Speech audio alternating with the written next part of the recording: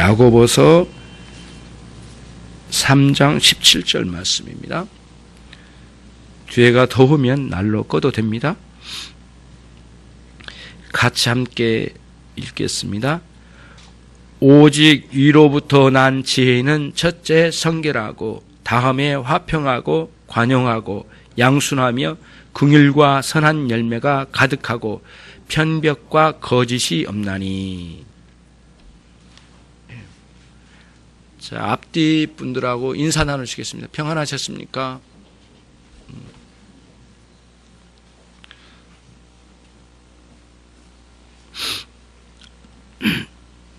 오늘 17절 말씀을 준비를 다 했더니 너무 양이 많아서 반으로 뚝 잘랐습니다. 그래가지고 그 앞부분 오직 위로부터 난 지혜는 첫째 성결하고까지만 오늘 말씀을 같이 들을 수 있도록 그렇게 하겠습니다. 위로부터 오는 지혜입니다. 그리고 오늘은 성결함에 대한, 그리고 이 지혜와 성결함의 관계를 나름대로 설명을 해 나가면, 말씀을 드리면 여러분들이 깨달음을 갖게 될 것이고요, 삶에 실제로 적용되어야 될 줄로 압니다. 위로부터 오는 지혜라고 했습니다, 야고보 선생님이. 그러면 이제 위로부터 오는 지혜라고 하는 것은 하늘로부터 온 지혜겠죠. 하늘로부터 온 지혜라고 하는 것은 하나님께서 부어주신 지혜일 겁니다. 그게 이제 말씀의 전체에 확정적으로 우리에게 해석할 수 있는 부분이 하나님께서 우리들에게 부어주신 지혜이죠. 이런 지혜는 한 신자 안의 삶의 방식을 만들어냅니다. 삶의 태도를 구성시킨 거죠. 그러면서 그 삶의 태도를 가지고 풀어내면서 살아갈 때 각 신자 안에는 성품이 그 삶의 태도 안에서 배어나온다는 거죠. 그래서 지혜와 성결함인데 첫 번째 우리가 경험할 수 있는 부분이 성결함입니다. 성결함. 그것을 오늘 우리가 이제 함께 생각하고자 한 것이죠. 첫 번째, 지혜의 하나님의 지혜에 대해서 생각해 볼 수 있도록 하죠. 17절 상반절, 오직 위로부터 난 지혜라고 되어 있어요. 또 이렇게도 읽습니다. 그러나 해놓고 앞에 하늘의 지혜가 아닌 다른 지혜가 분명히 있었던 것 같아요. 16절에 그러고 나서 17절 첫 서두에 그러나 위로부터 난 지혜는 첫 번째 성결하고 라고 하는 이 말씀인데, 하나님의 지혜에 대해서 먼저 생각해 볼 수 있도록 하겠습니다. 이제 위로부터니까 하나님으로부터 온 지혜죠. 여러분과 제가 신앙생활을 하면서 가장 많이 듣는 용어가 은혜입니다. 은혜란 단어는 죽는 날까지 가장 많이 쓰는 용어일 가능성이 많습니다. 은혜. 그러면 그 은혜라고 하는 것은 다르게 표현을 하면 하나님을 경험하는 겁니다. 그런데 환상을 보거나 아니면 다른 방식으로 어떤 영적인 경험을 통해서 하나님을 경험할 수 있기도 하겠지만 하나님께서 주시는 일반적이고 올바른 방식이며 늘 끊임없이 주시는 방식은 하나님의 말씀을 통하여 인격적으로 하나님을 경험하고 인격적으로 경험한 사람들이 하나님을 만났다라고 말을 합니다. 그때 하는 소리가 나 은혜 받았다 이렇게 이야기하죠. 그래서 은혜 받았다고 하는 것은 하나님을 경험하는 것이고, 하나님을 경험한 것은 하나님의 성품을 경험하는 것인데, 말씀을 통하여 깨달음을 통하여 하나님이 어떤 분이신지에 대하여 경험할 때 은혜 받았다, 하나님을 경험했다, 하나님을 만났다, 그리고 또 그거를 하나님 성품을 경험했다라고 표현을 하는 것이에요. 그러면 하나님의 성품을 경험하는데 하나님께는 뭔가 있으신 것 같아요. 뭐가 있을까요? 하나님께는 무한한 속성이 있으세요. 속성. 우리 각 사람들에게도 속성이 있거든요. 하나님에게 독특한 속성이 있으세요. 하나님께는. 하나님께 있는 그 성품이, 남다른 성품이 하나님에게만 있는 성품이 있으세요. 그거를 굉장히 우리가 중요하게 이거를 용어 정리를 해야 될 필요가 있어서, 그래서 우리는 이 부분을 하나님만 소유하신 성품이다 해서 공유를, 인간과 사람과 공유하지 않는 성품이라고 해서 비공유적 속성, 이렇게 용어를 붙입니다. 이제 어려운 용어이지만, 그러나 반드시 이 부분은 여러분들이 이해를 해야 되고 알아야만 합니다. 만약에 여러분들이 이 부분을 이해를 안 하고 신앙생활을 한다면 여러분들은 어느 부분에 불을 꺼놓고 사는 것하고 똑같습니다. 예.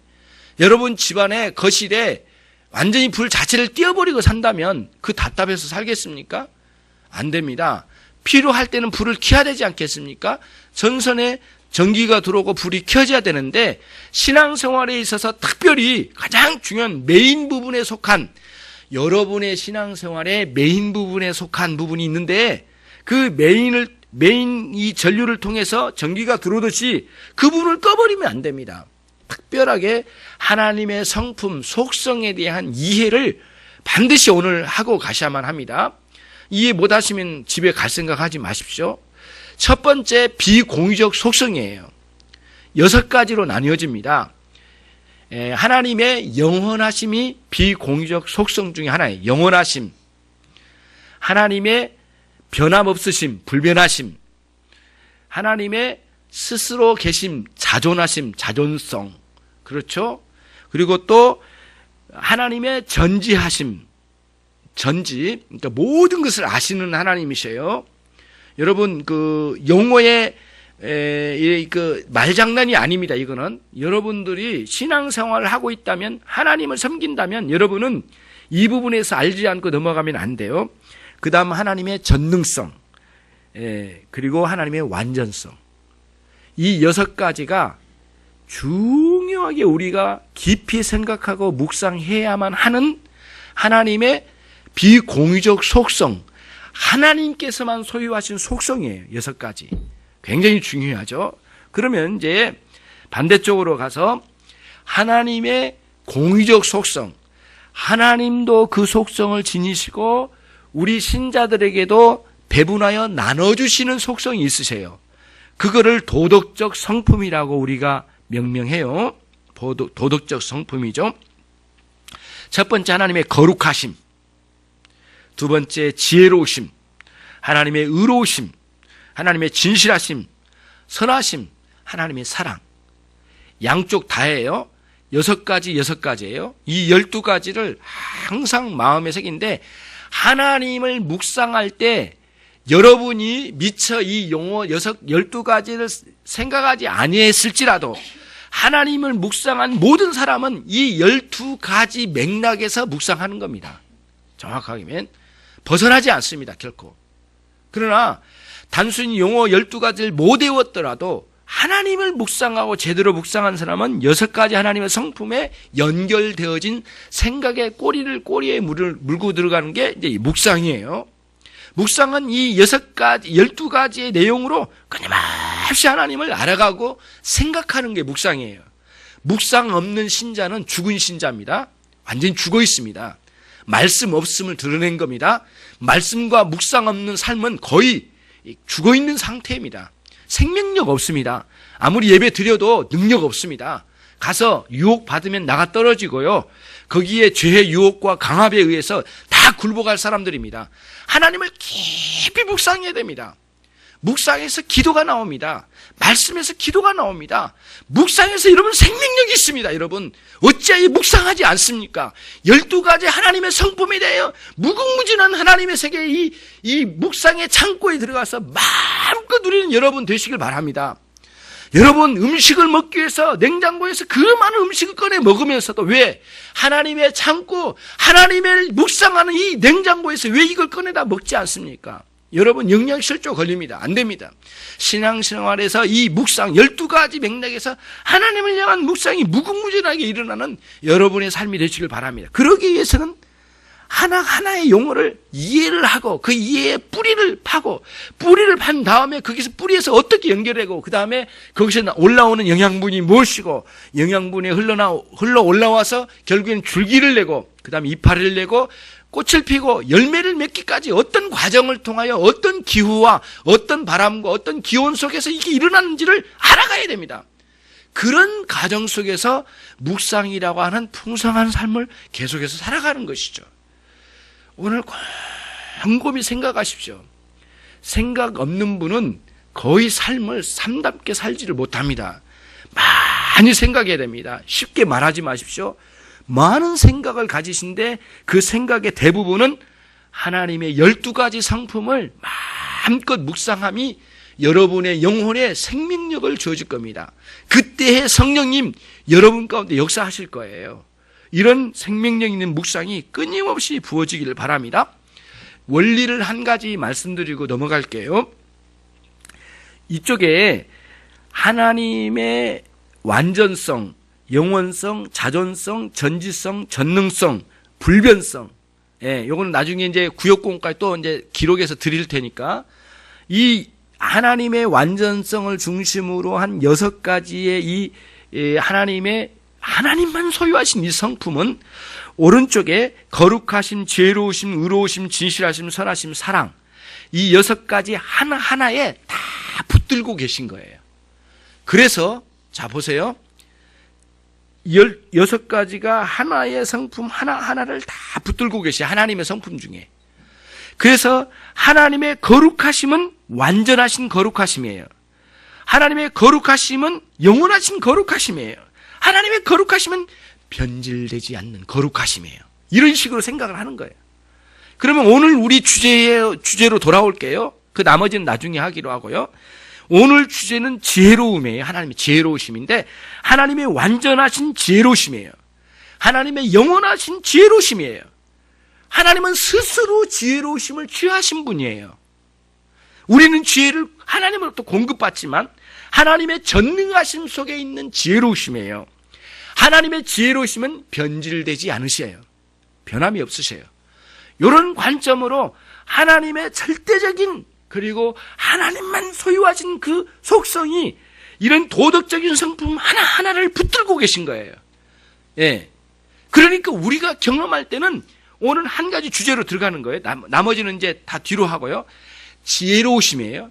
하나님의 지혜로우심으로 쑥 들어가면 영원하신 하나님의 지혜로우심, 완전하신 하나님의 지혜로우심, 스스로 취하신 지혜로우심, 전지전능하신 지혜로우심, 영원히 불변하신 변질되지 않는 지혜로우심이 꽉 하나님께 차신 거예요. 무한하심이에요. 무한하심. 영원하심 속에 있잖아요. 그거를 이제 알게 되는 거예요. 신앙생활은 교회에 가서 믿음의 동료들과 사귀는 것도 신앙생활의 일부분일 수도 있고요. 기도했더니 응답받는 것도 일부분일 수 있지만 이런 진리의 세계에 대한 깨달음을 통하여 하나님을 추적하여 끝까지 알아가고 그 진리의 깊이와 넓이와 높이를 파악해 갈 때에 신앙이 성장하는 겁니다.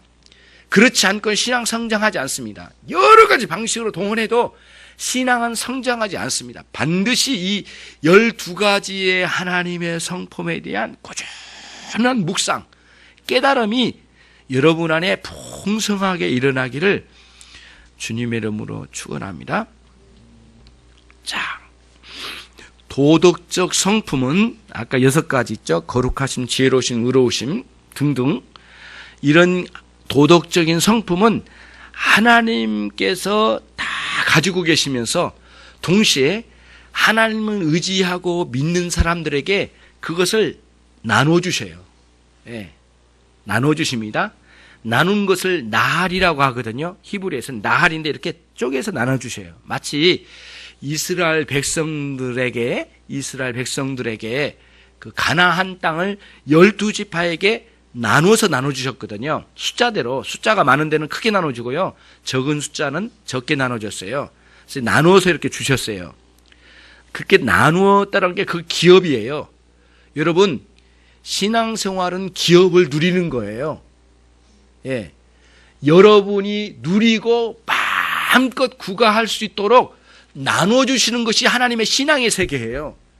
여러분, 하나님으로부터 뭔가 나눔을 받지 못했다면 여러분 문제 심각해요. 항상 나눠요. 그래서 여호와는 나의 기업이시오. 하나님의 성품을 띄어서 나눠주신 거예요. 본체적인 그 성품이 아니고요. 하나님 무한히 발산하신 도덕적인 성품을 나눠주신 거예요. 그런데 왜 신자들이 거룩하지 않으냐고요. 그런데 왜 지혜롭지 않을까요? 하나님의 나눠주심에 대한 무지함이 모르는 거예요. 나눔을 받지 못한 거예요. 예. 끊임없이 하나님께 나가면 하나님은 매우 인자하시고 인정이 많으신 분이에요. 늘 나눠주시길 기뻐하세요. 그리고 우리가 그것을 누릴 때 하나님 그거를 또 기뻐하시 하나님께서. 우리가 자식들에게 뭔가 내가 가지고 있는 것을 나눠서 주면 그걸 가지고 행복해하는 자식들을 보고 부모가, 정상적인 부모가 기뻐하듯이 똑같은 거예요. 이치가. 하나님 우리에게 나눠주시고 우리가 그걸 즐거워하는 것을 그렇게 기뻐하신 거예요. 예. 예. 그것을 최고로 여기신 하나님 너무너무 기쁘신 거예요. 그래서 여호와는 나의 기업이셔요. 영원한 기업이셔요. 늘 끊임없이 모든 걸 나눠주셔요. 어디까지 가냐면 하나님 당신 자신을 다 주시겠다는 거예요. 여호와는 나의 상급이셔요. 상급이 여러분 상 받으면 얼마나 기쁩니까? 예. 어제도 신방 중에 우리 성도님 한 분에게 만났는데 러시아에서 옛날에 상을 받았답니다. 예, 상을 너무 열심히 20년 동안 한 회사에서 일을 했더니 큰 상표를 하나 가슴에 달아주시더래요. 나중에 연금도 나오더래요. 이 상을 받았는데 지금도 그 연금이 나온답니다. 굉장하죠. 그래서 러시아는 한국보다 좋다. 결론이 이건데 하여튼 그래요. 이게 달고 얼마나 그거를 자랑스러워 하신지 몰라요. 그래서 아무튼 대단하시네요. 그런데 하여튼 그 모습이 참 얼마나 기뻐하는지 몰라요. 여호와는 나의 상급이셔요. 예, 우리 가슴에 우리 하나님의 성품을 달아가는 끊임없이 그런 맥락에서 신앙생활을 하는 것이 우리 신앙이에요. 예, 그렇죠. 근데 무엇보다도 이제 이 지혜로움을 우리가 공부하잖아요. 지금 읽고 있는 부분 그거거든요.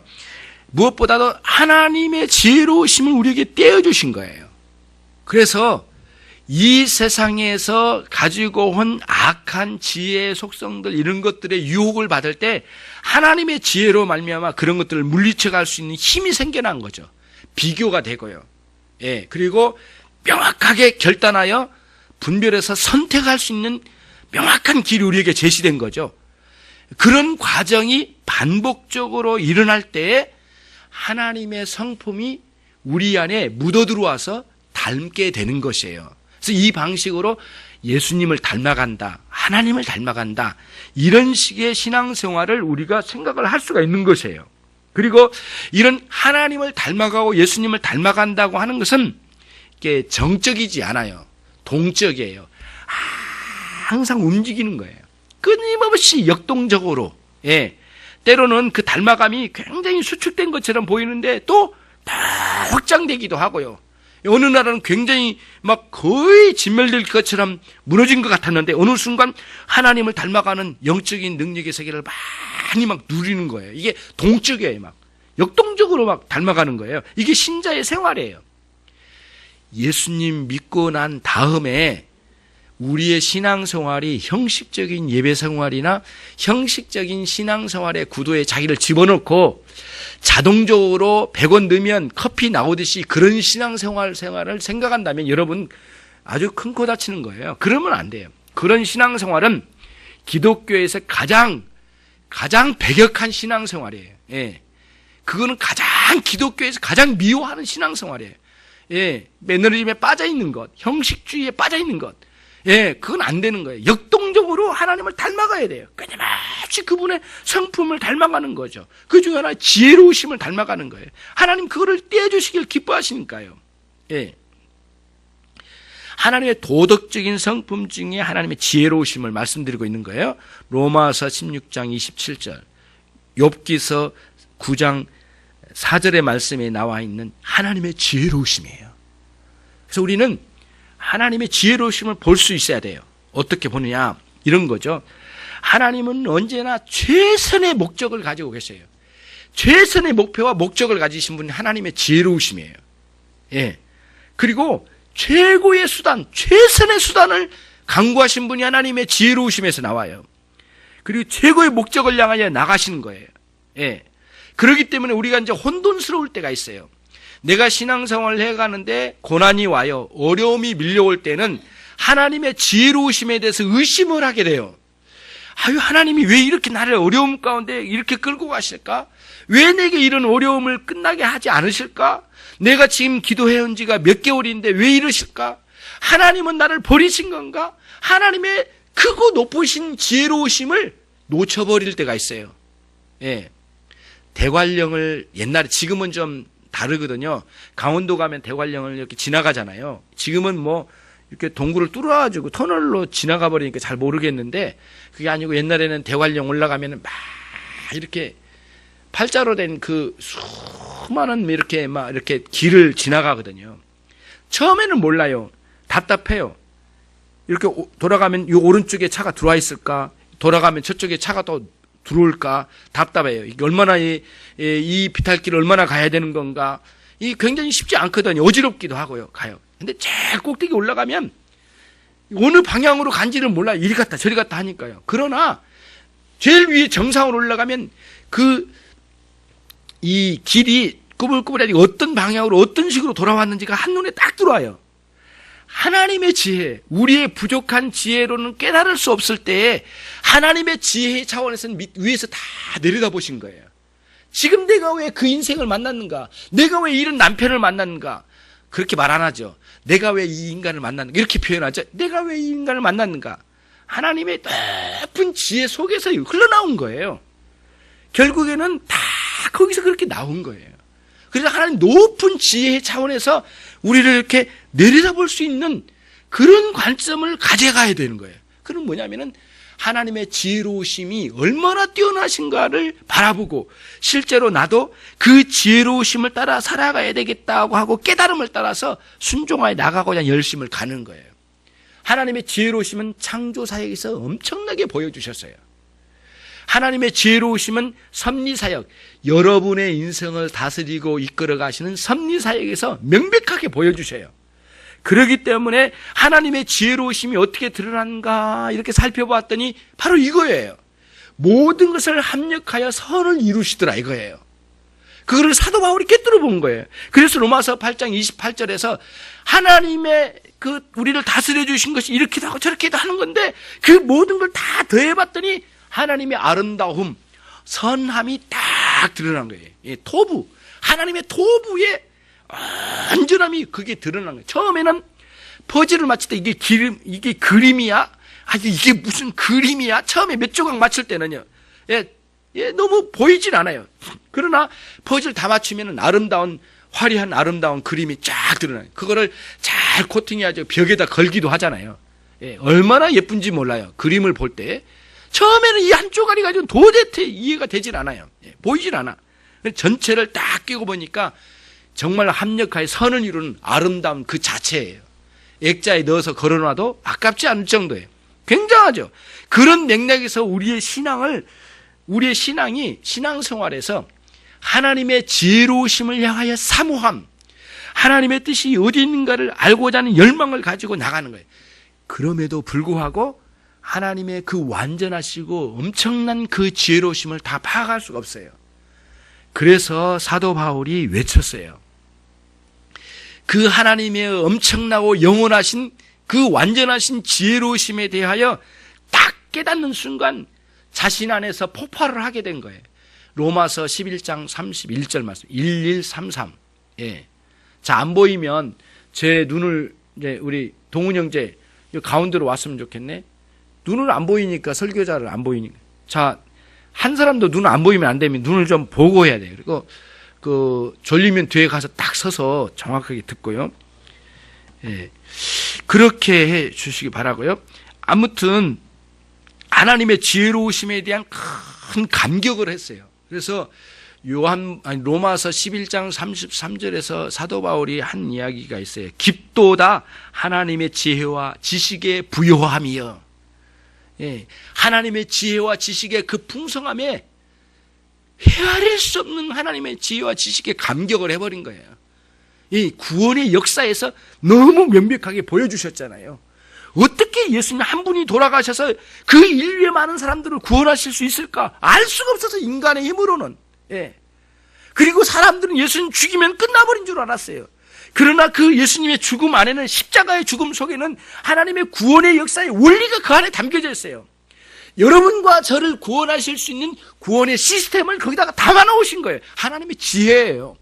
엄청난 지혜가 그리스도의 십자가에서 드러난 거예요. 감격을 하게 된 거예요. 여러분, 예수님 믿으면서 십자가의 놀라운 구원의 역사의 원리를 깨닫는 순간 아무리 전도자가 말했지만 들려지잖아요. 귀로는 들었어요. 이지적으로는 알아요. 감격으로 안 다가오자 믿어지지 않으니까. 아이고 그게 무슨 소리야. 아이고 뭐 사람 하나가 십자가에 죽어서 인류의 죄를 다 사해준다고 웃기는 소리 말하라고 그래. 그 많은 죄를 어떻게 해. 이렇게 우리는 인간의 지혜로는 여기까지 못 미쳤잖아요. 근데 거기 하나님의 위대한 지혜가 거기에 담겨져 있는 거예요. 그래서 복음에는 하나님의 지혜가 담겨졌다고 그러잖아요. 예. 지혜의 능력이 있는 거예요. 어디에 기록되어 있어요? 로마서 1장 17절 18절 말씀에 그 이하에 하나님 복음 진리에는 하나님의 지혜가 있다는 거예요. 지혜가. 이 지혜는 모든 하나님의 구원의 원리가 담겨져 있는 거예요. 위대한 지혜예요. 그리고 하나님의 지혜는 능력이 함께 임하는 거예요. 그래서 하나님의 지혜를 경험한 사람은 구원받은 사람이죠. 엄청나게 그 지혜를 경험한 사람이 구원의 원리를 깨닫고 그 원리를 내 마음에 이렇게 믿어지는 역사가 있는 거죠. 적용하고요. 그리고 그 앞에 자신이 죄인이라는 걸 깨닫고 회개하고 하나님, 우리 주 예수 그리스도를 마음에 영접한 거죠. 예. 우리 측면에서는 믿음으로 그렇게 수납하고요. 하나님 측면에서는 성령으로 역사하셔서 우리를 개혁시켜서 그렇게 하신 것이죠. 그러므로 여러분, 우리의 명철만 의지해서는 안 됩니다. 우리의 명철을 의지해서는 안 됩니다. 여호와를 의뢰해야만 합니다. 이것이 잠언서에 나와 있는 3장 5절의 말씀이에요.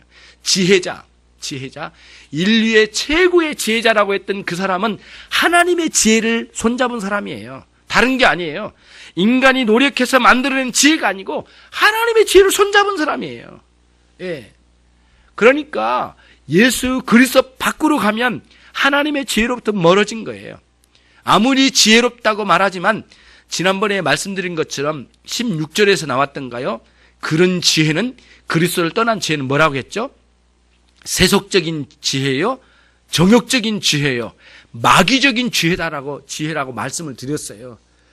그런 거예요. 그리스도 안에서 참다운 지혜를 힘입어 살아가며 하나님을 의지하며 일생 살아가는 그런 신앙생활이 여러분과 저에게 있기를 주님의 이름으로 축원합니다. 두 번째로 갑니다. 이제 그 지혜로 말미암아 흘러나오는 성결함입니다. 성결함. 하늘로부터 온 지혜를 입은 사람은 반드시 성결성이에요. 성결성. 성결함으로 일어난 거예요. 예. 삶의 터전에 하나님의 지혜가 펼쳐질 거 아니에요. 우리가 살다 보니까. 그럼 지혜가 어떻게 해요?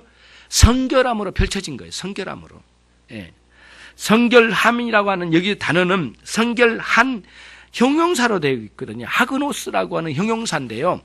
사실은 하그노스라고 하는 이 성결한이라고 하는 것은 하기오스라고 하는 거룩한이란 단어 어근이 같아요. 예, 어근이 같은데 무슨 뜻이냐면은 모든 죄로부터, 모든 죄예요. 몇 가지 죄가 아니에요. 모든 죄로부터 이렇게 순수해지어서 온전해진 것, 이게 성결함이에요. 다시 말씀드릴게요. 한두 가지 죄가 아니에요. 모든 죄로부터 순수하여 온전해진 게 순결함이에요. 예. 그러면 아까 조금 전에 말씀드린 하그노스와 또는 하기오스라고 하는 이 두 단어, 선결한 것과 거룩한 같은 맥락의 의미를 가지고 있는데 이 두 단어와 함께 전체를 생각해 볼 수 있는 것은 뭐냐면은 가면 갈수록 세속적으로부터 떠나고 하나님께로 가까이 가는 것이에요. 거룩함, 신자가 거룩함을 누릴 수 있고 지혜로움을 누리고 성결함을 누릴 수 있는데 매일 세속으로부터 멀어지면서 하나님께로 가까이 가는 거예요. 물리적으로 멀어진 거 아닙니다. 물리적으로 멀어지려고 시도했던 게 이제 수도원 영성이거든요. 수도원 영성은 기독교 역사에서 잘못된 거로 이미 판명이 났어요. 끝이에요. 예. 지금 뭐 난리치고 있는 이런 일환들 뭐 다 그런 게 다 쓰레기로 취급되는 거거든요.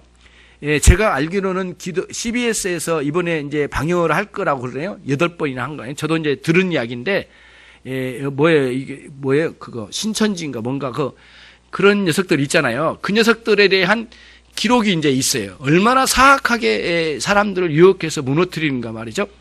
이런 신천지 이 악한 무리들이 난리치고 있지만 다 쓰레기 집단이에요. 다 쓰레기인 거예요. 진리 차원에서 볼 때는요. 그러나 그 안에서 사람들을 또 데리고 와야죠. 어떻게든 돌아와야 될 판인데 정말 언제 돌아올지 모르는 문제죠. 아무튼 이러든 저러든 세속으로부터 성결함이라고 하는 것은 세속으로부터 끊임없이 멀어지고 하나님께로 가까이 가는 거예요. 그러니까 이렇게 정적인 게 성결함이나 거룩함은 정적이지 않아요. 끊임없이 동적이에요. 움직임이에요. 움직임. 끊임없이 동적으로 움직이는 거예요. 그래서 여러분 레위기서를 성경 읽어보셨죠? 근데 레위기서를 읽을 때 뭐를 우리가 레위기서에 저는 이제 레위기서 주제도 있겠지만 다른 주제도 있겠지만 레위기서에서 우리의 가슴에 확 심어주는 게 뭔 줄 아세요? 하나님의 거룩함을 향한 열망을 거기서 표현한 거예요. 다른 거 아니에요. 여러분 그 양, 그 흠없는 양 찾아다가 제물로 가지고 와야 되죠. 그 방식이 있죠. 그 다음에 아무나 하는 게 아니에요. 제사장이 하죠. 시간이 있죠. 그 다음에 질서 있죠. 순서가 있죠. 아무나 하는 게 아니에요. 그 제사 집례가 얼마나 까다로운지 몰라요. 예, 그 하나하나가 정확하게 이루어져야 돼요. 그렇지 않으면 하나님 안 받으신대요. 이건 뭐냐면은 하나님이 옹졸 하셔서 그러세요? 하나님 너무 완벽주의자이신가요? 그런 차원이 아니에요, 여러분. 하나님 당신 자신이 완전하기 때문에 너희는 어쩔 수 없어. 이놈들아, 너희는 그렇게 해와. 그런 차원이 아니에요. 너희는 이 세상의 세속적인 것으로부터 멀어지면서 끊임없이 하나님의 거룩하심을 향하여 달려나가 그 하나님의 거룩하심을 열망하라. 그 열망하는 표현이 레위기서 전체예요. 예. 유명한 목사님의 간증을 들은 적이 있어요, 여러분. 새벽 기도 때마다 저희도 그렇게 하고 있거든요.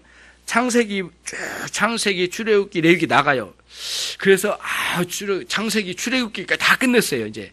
새벽 기도 계속 해야 되잖아요. 끝날 수 없으니까. 목회 끝날 때까지 계속 하는 거고, 죽을 때까지 하는 건데, 쭉 해나가는데, 어느 날, 다음 주부터 레위기를 하는 거예요. 레위기서를 이제 설교를 해야 돼. 양을 잡고, 죽이고, 째고, 바치고, 태우고, 계속 반복적인 거야, 이게.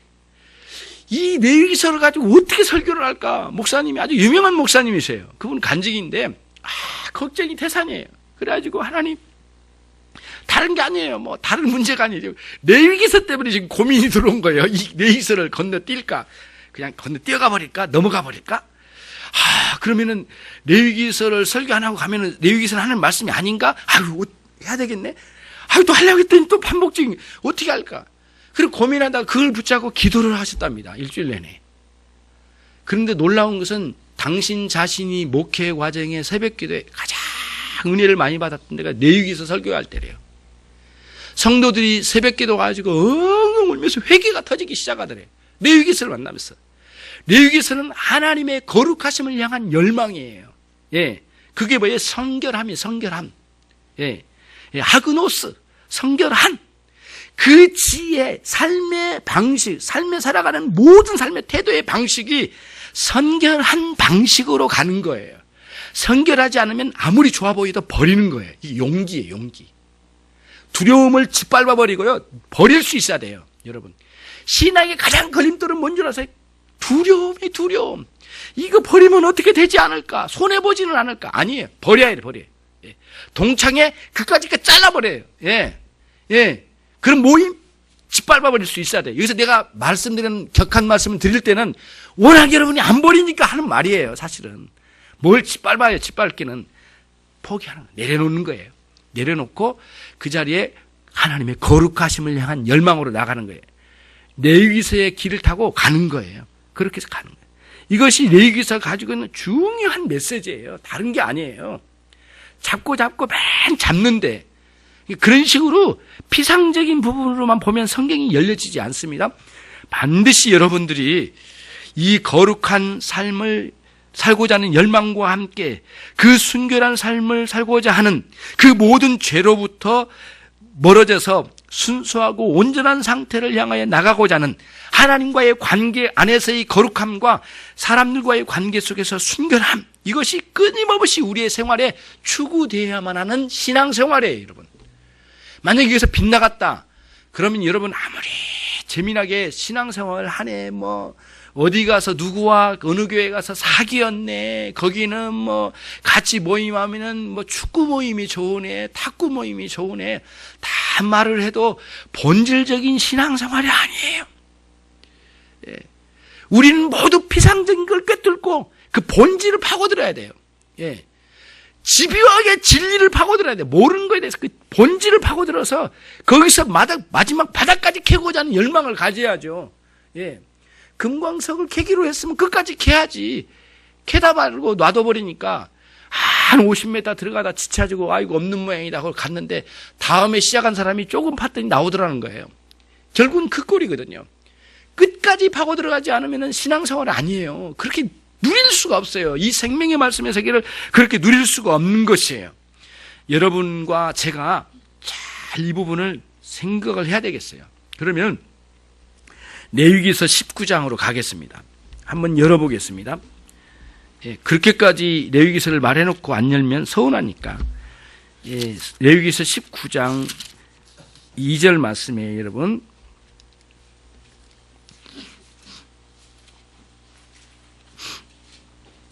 레위기서 19장 2절입니다. 같이 읽습니다. 시작.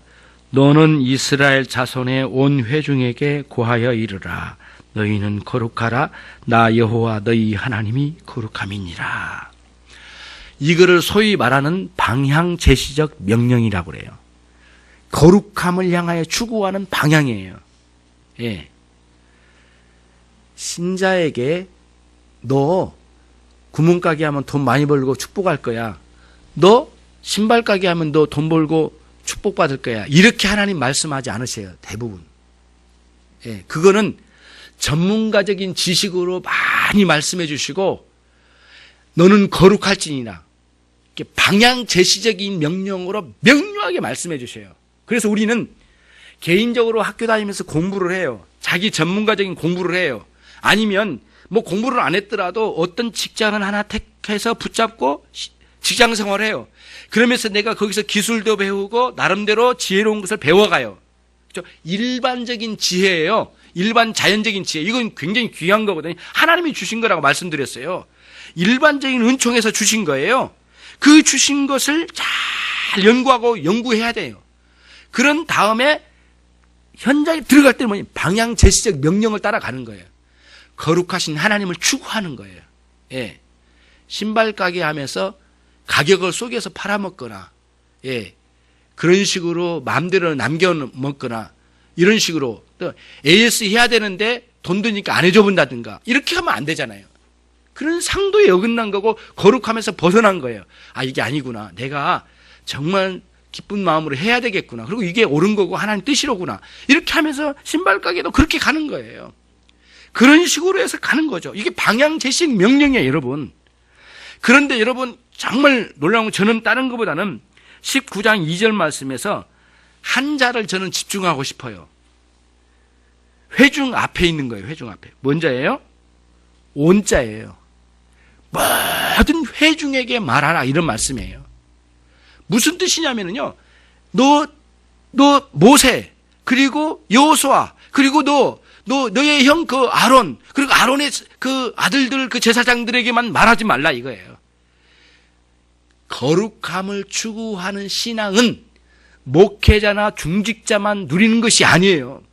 오래된 신자만 누리는 게 아니라 모든 신자가 추구해야만 하는 공통적인 사명이에요, 여러분.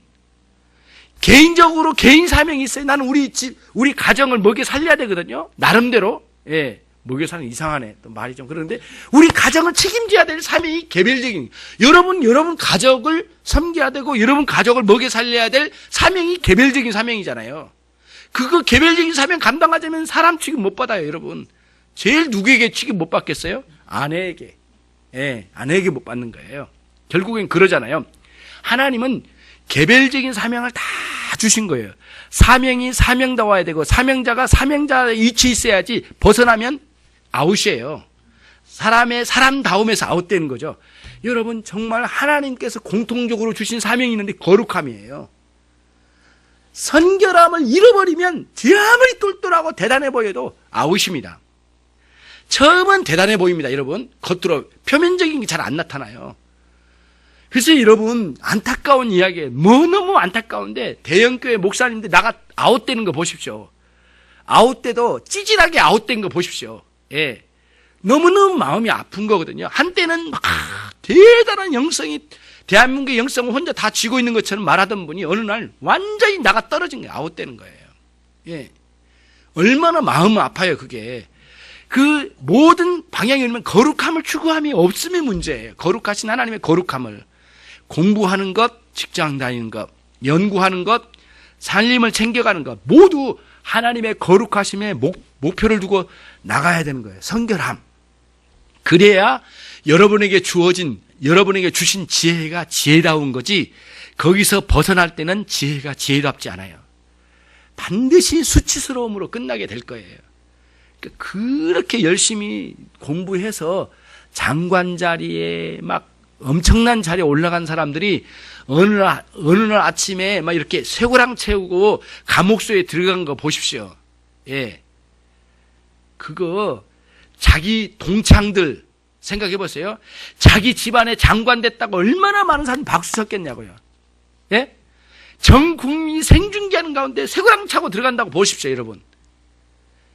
이에 하나님으로부터 온 지혜가 아님을 드러내는 것이고, 하나님으로부터 온 지혜가 아니기 때문에 성결함이 무너졌기 때문에 오는 거예요. 버릴 거 버려야 되거든요. 예. 세무서장이면 뭐해요? 예? 룸사롱에 그렇게 가가지고 그런 식으로 바람 피우고 엉망진창으로 나가는 현장에서 잡혔잖아요. 그런 고관 대작들이 살아간 삶은 수많은 사람들이 올라가고 싶은 자리거든요. 그렇기 때문에 딱 올라가면, 이런 표현이 너무 과한지 모르지만 제가 볼 때는 수천 명, 수만 명이 그 사람을 그 자리에서 끌어내려고 안달이 난 거예요. 근데 어떻게 그 자리가 어떤 자리인데 가지고 룸사롱에 가서 술 퍼마시고 여자 끼고 그렇게 하느냐고요. 이게 완전히 나가 떨어진 거예요. 사람이 알고 있는 거예요. 고자질을 한 거죠. 내사에서 딱 들어갔는데 현장에서 잡혔잖아요.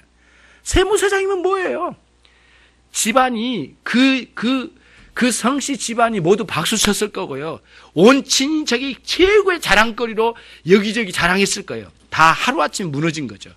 지혜 없음이 문제이고, 지혜인 것처럼 보였지만 악한 지혜, 마귀적인 지혜였고, 정욕적인 지혜였고, 세속적인 지혜였다는 사실을 야고보서 3장 16절에 명백하게 일러준 거예요. 여러분 어느 길을 가시겠습니까? 하늘로부터 지혜를 소유받은 여러분 되시길 바라고요. 성결함으로 여러분의 삶의 전체가 정돈되는 그런 놀라운 역사가 있기를 바랍니다.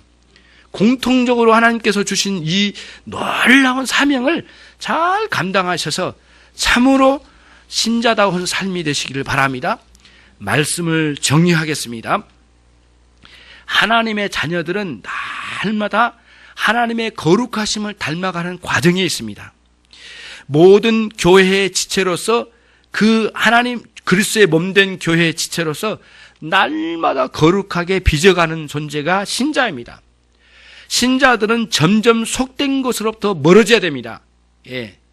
동창회나 각종 사회 모임을 버리십시오. 제가 버린다고 할 때는 내려놓으시라는 말씀이에요. 얌전하게 내려놓으시오. 우리 목사님이 버리라고 했고 짓밟아라겠다더라. 그럼 저 맞아 죽을지도 몰라요.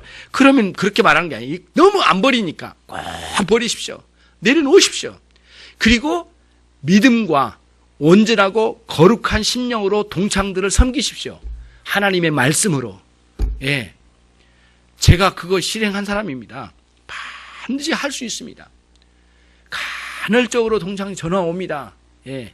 때로는 기도해 줍니다. 안 믿는 친구예요. 야, 어떤 친구는 아주 그 장난하는 친구도 있어요. 여러분 듣기에도 민망할 정도의 장난이에요. 너 천국 갈 때 나도 좀 보태줘라. 이렇게 말한 친구도 있어요. 엉망진창이죠, 사실은. 말도 되지 않는 거죠. 예. 우스갯소리도 도가 넘은 거죠. 그럼 어떻게 해요? 너무 모르니까 기도해 주기도 하고 실제로 그들을 위해 기도해 줘요. 마음이 아프고 때로는 그런 친구를 붙들고 한없이 울기도 해요. 그 친구가 앞에 있지는 않아요. 심지어는 제가 친구들을 너무 좋아해서 친구가 보고 싶어서 울은 적도 있어요. 새벽 2시에 일어나가지고 너무너무 보고 싶어 울었어요. 한참 울다가 이게 뭔 짓이야, 이게 내가 목사가 돼야지 뭔 짓이야. 그러고는 회개했어요. 야, 너무너무 내가 친구를 좋아했던 것 같아요. 그리운 친구들. 그런 걸 버리십시오. 내려놓으십시오. 그러나 복음 진리로 섬기십시오. 하나님의 거룩하심으로 말미암아 여러분의 변화가 일어나고 하나님께 간구하는 기도로 섬겨갈 수 있는 여러분 되시길 바랍니다. 하나님을 영화롭게 하는 것이 무엇입니까? 예, 어떤 사람은 이렇게 말을 해요. 우리 아들이 크게 좋은 대학 갔거든요.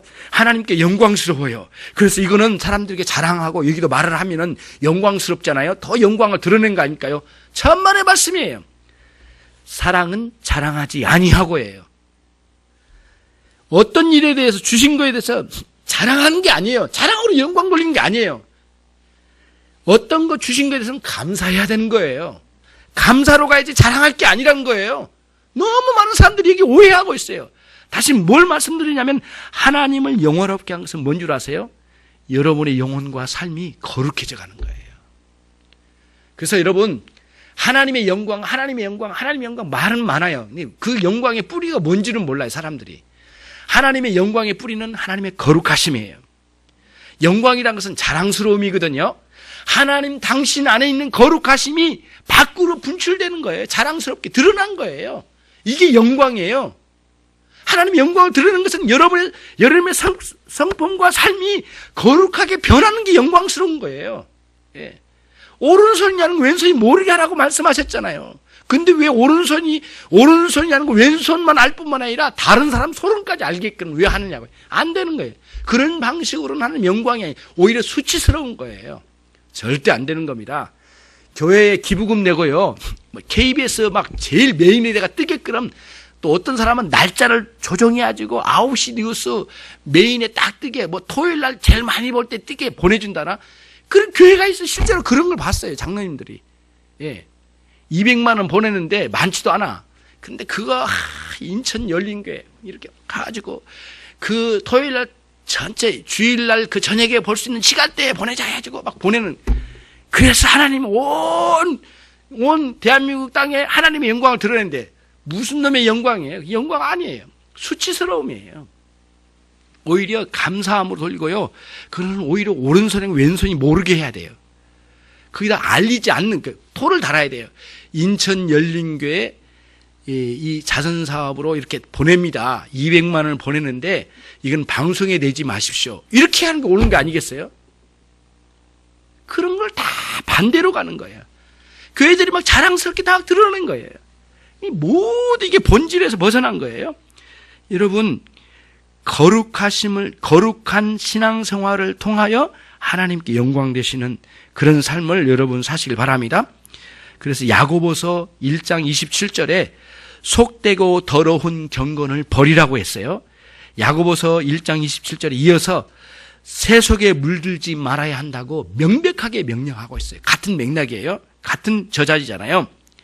삶의 비결은 정리합니다. 여러분과 저의 신앙생활의 비결은 여러분의 마음의 중심에서 발견돼야 합니다. 근데 거기서 뭐가 발견돼요? 성결함이 발견돼야 돼요. 동물적이고 소란스럽고 논쟁적인 그런 삶에서 떠나십시오. 외부적인 상황에 휘둘림 당하지 마십시오. 불평과 시기와 다툼에서 떠나십시오. 그리고는 모든 현상을 일으킨 그 본질이 무엇인지를 꿰뚫어보는 그 굉장히 놀라운 위로부터 내려온 하나님께서 주신 지혜로 본질을 꿰뚫어보는 신앙생활을 이제 시작하십시오. 이전에 그런 방식으로 살던 것을 겉모습으로 그림자와 환상에 만족하지 말고요. 그런 것으로 만족을 이루려고 하지도 말고요. 삶의 실체와 현실에 깊이 배어 있는 그 본질을 꿰뚫어 보는, 그것을 직시하는 하늘의 지혜로 살아가는 여러분이 되시길 바랍니다. 그 겉표면적으로 드러난 것 때문에, 현상적으로 드러난 것 때문에 걱정과 근심에 사무쳐 있는 노예 생활을 벗어나시고요. 진실로 마음 깊은 곳에 성결함을 되찾아서 하나님의 은혜로 말미암아 전심으로 노력하는 신자가 되어서 하나님의 뜻을 이루어나가는 우리 인천 열린교회 모든 성도님들이 되시기를 주님의 이름으로 축원합니다. 기도하시겠습니다.